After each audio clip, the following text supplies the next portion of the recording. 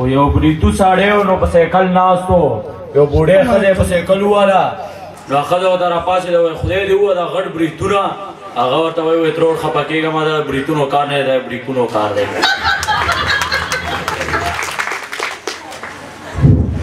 و یو سړی خپل زوی ته نصیحت کوي وایي بچی استادانو سره ملاوېږي نو لږې خوږې خوږې خبرې کوه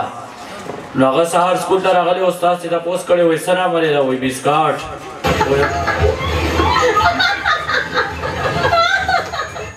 وایي د پلار دې څه رامله وایي ګلاب جامن وایي د مور دې څه رامله وایي رسګولې وایي چېرته اوسېږې وایي بسکټو په ډبي کې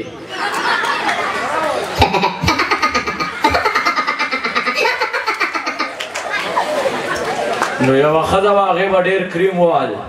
نو څه موده پس ګاونډیانو کره تلې ده واده لرو هلته دې ښځې تپوس کړی وایي ته وایي ډېره سپینه شوې ده څه کې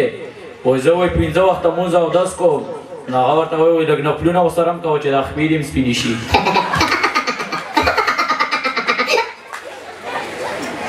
نو یو سړي خپل زوی بهر ملک ته لېږلو نو بچي ته وایي وایي بچی زما د یو وصیت واوره وایي چې هسې نه وایي جاز نه سر راونه باسې وایي کیکر به دې ووایي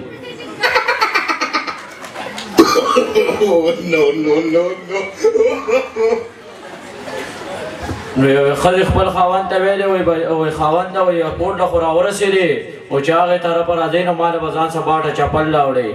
نو هغه به چې جاز کې ناستې ښځې ته وایي وایي ټاټه هغه ورته وایي ټاټه نه وایي باټه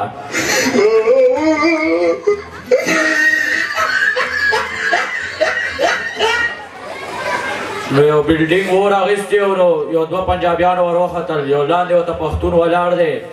نو یو هلک راولي لاندې راونیسي بل راونیسي اخرینۍ کې یو توره سوډانۍ ښځه پکې راونیسي چې لاندې راولي پښتون ورته څه کوي وایي خونه دې ویرونه شه سو د دلي پکې ما راوله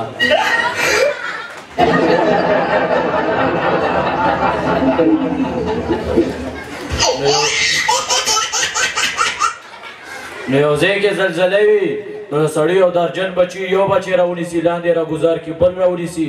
اخرینۍ کې چې اخرینۍ زوی راونیسي زلزله ختمه شي بچو ته وایي خدای خونه ورانه کوئ تاسو لاسه په زلزله هم پوه نه شوم